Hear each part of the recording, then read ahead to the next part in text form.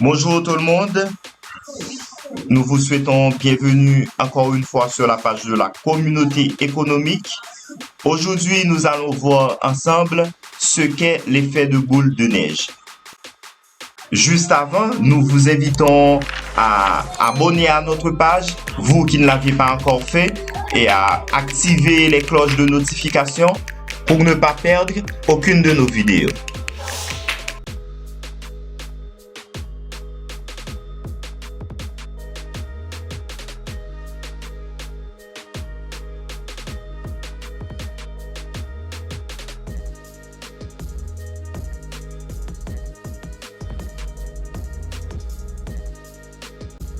Avez-vous l'habitude de voir une boule de neige roulant sur une montagne?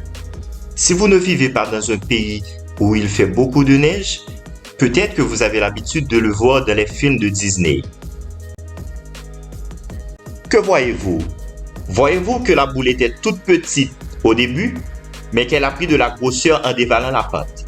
Et arrivée au fond, elle est devenue plus grosse que le début.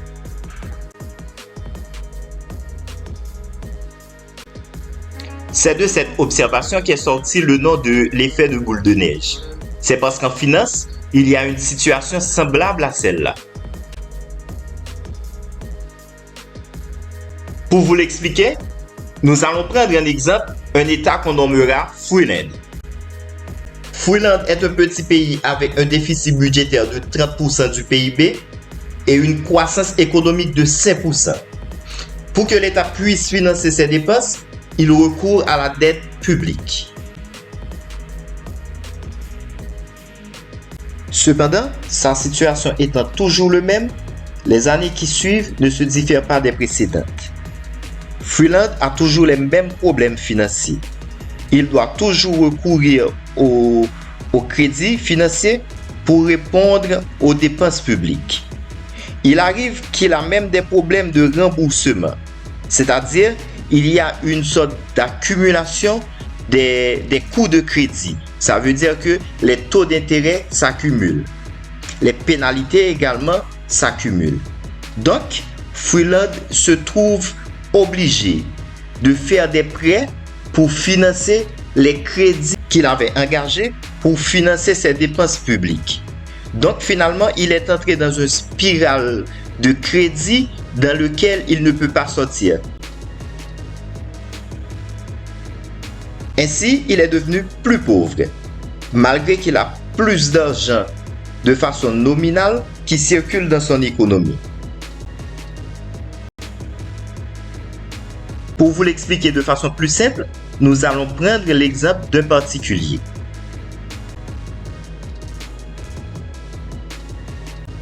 Supposons que nous avons un individu appelé Jean-Pierre.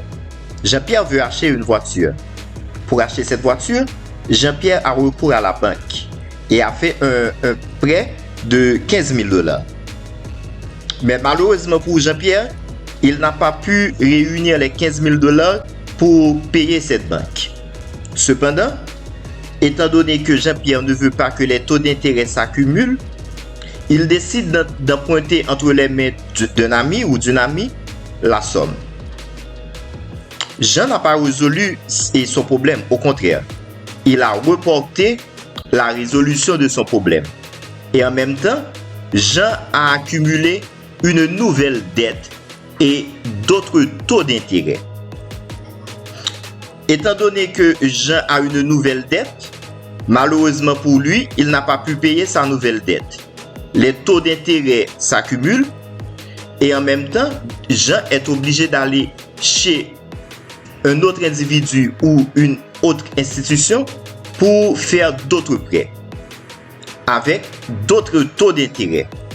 Ayant eu des retards sur le premier taux et avec les nouveaux taux d'intérêt et l'intérêt total, l'intérêt global, disons, qu'il aura à verser, Jean s'appauvrit. Et l'argent dû qui était les 15 000 $ deviennent de plus en plus, à chaque prêt, encore plus important. Ça veut dire que Jean s'est mis dans un pétrin qu'il n'a pas encore compris et qu'il finira par comprendre qu'une fois arrivé au bout. Ça veut dire que lorsque vous prêtez de l'argent pour payer une dette, vous vous rentrez dans ce qu'on appelle l'effet de boule de neige. C'est comme découvrir Saint-Pierre pour recouvrir Saint-Jacques. Vous n'apportez pas de solution, vous ne faites qu'aggraver votre situation financière.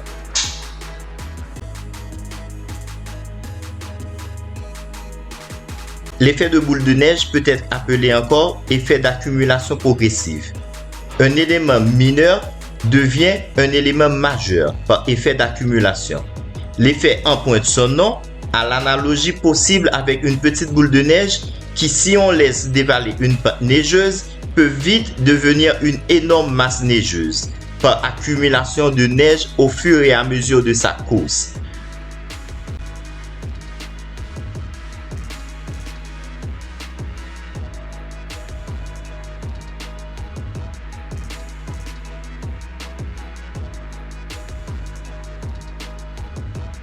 Nous vous remercions d'avoir suivi notre vidéo et nous souhaitons que vous avez aimé. Si vous avez aimé, laissez un petit commentaire et s'il y a autre chose à modifier, à ajouter, tout au moins des conseils que nous devrions prendre en considération, nous vous prions de laisser vos commentaires ou de nous contacter sur le numéro que vous voyez ci-dessous.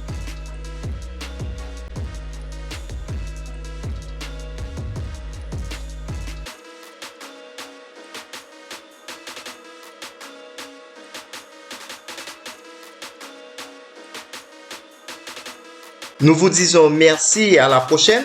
Et si vous étiez nouveau ou nouvelle sur notre page, nous vous invitons à vous abonner. Ainsi donc, vous aurez toutes les notifications des nouvelles vidéos. Merci.